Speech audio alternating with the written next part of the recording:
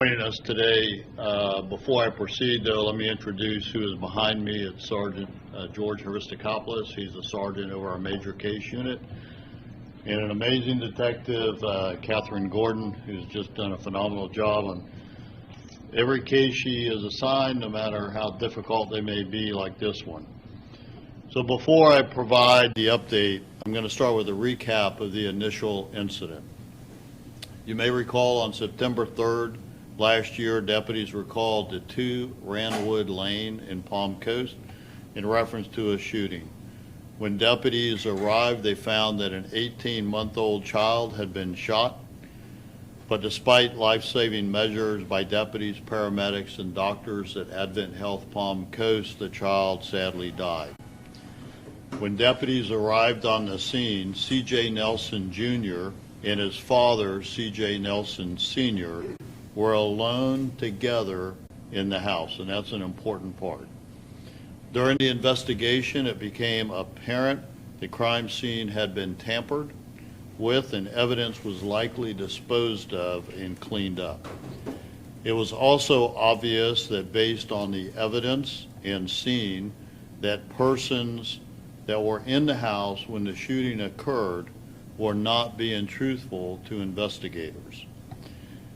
At that time, C.J. Nelson Jr. was arrested for violation of probation as he was on probation for a gun violation. Then on November 15th last year, a grand jury indicted C.J. Nelson Jr. for manslaughter with a firearm following an indictment by the grand jury. He was arrested at the Flagler County Jail where he had been held without bond on the probation violation. But that did not stop this investigation. And I again commend Detective Gordon and our major case unit for continuing to dig to find out who tampered with the scene and what was done. And you may recall last year when we held a press conference on the arrest, I mentioned that people were not being truthful, that the crime scene had been tampered with, and that we were going to continue this investigation. So based on the investigation and forensics evidence, we now know that C.J. Nelson Sr. was called and arrived on site almost immediately after the shooting occurred. And here's what he did. He provided instructions on how to stage the scene. C.J. Nelson was observed taking the firearm used in the shooting from C.J. Nelson Jr., using a T-shirt to prevent and wipe off fingerprints from being found on the weapon, and placing it in the bedroom where deputies found it.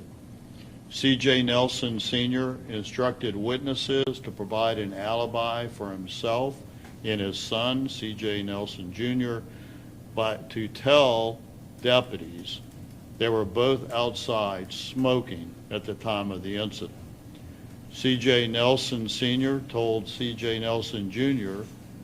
to take a shower at 32 Princeton Lane in Palm Coast, where the home where they had relocated to after the shooting, while other family members were at the hospital with the child. Investigators also listened to and obtained jail phone recordings where C.J. Nelson Sr. made veiled threats against members of the media, deputies, Detective Gordon, and myself. On Friday, January 5th, detectives obtained an arrest warrant for C.J. Nelson Sr. for 2 counts of tampering with evidence and 2 counts of providing false information to law enforcement during an investigation.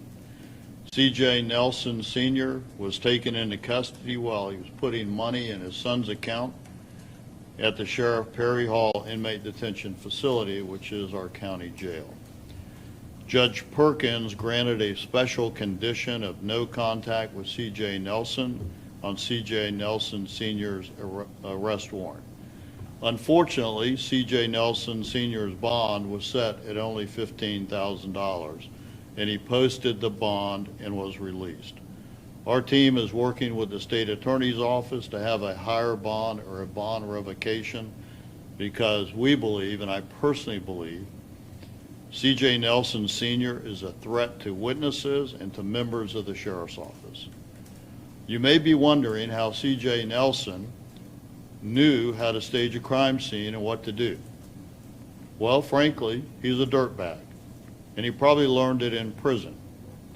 He has multiple arrests, a total of 18 charges since 2003, 9 misdemeanors, 9 felonies. Multiple traffic violations, arrests by Bunnell Police, Volusia County arrests, Sheriff's Office arrests. He went to prison for cocaine possession, sale of cocaine, where he was sentenced to 2 years in prison. He's been arrested for possession of marijuana. He's been arrested for child neglect with great bodily harm in battery. This case is a prime example that the apple didn't fall far from the tree.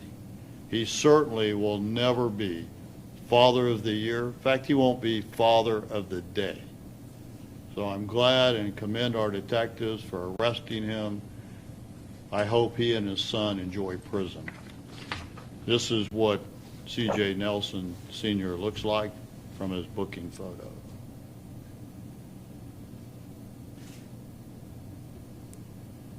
And I'll be glad to answer any questions.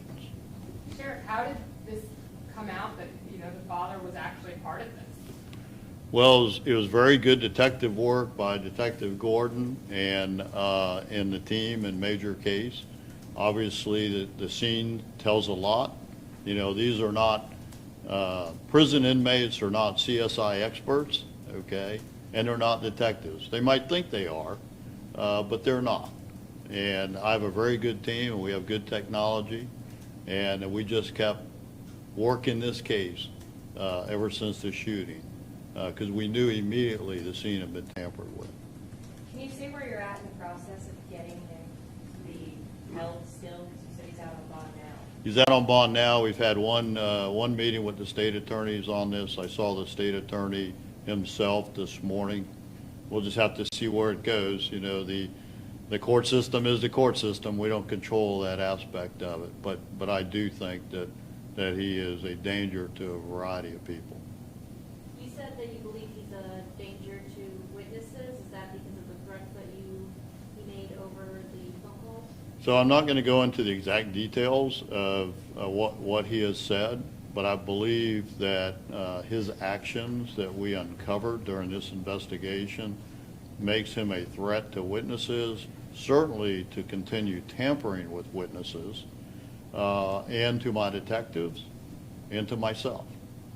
And he didn't quite go far enough. See, he knows just enough to take it to the line where we can't arrest his ass for making a threat. But he took it right there. He'll cross the line eventually.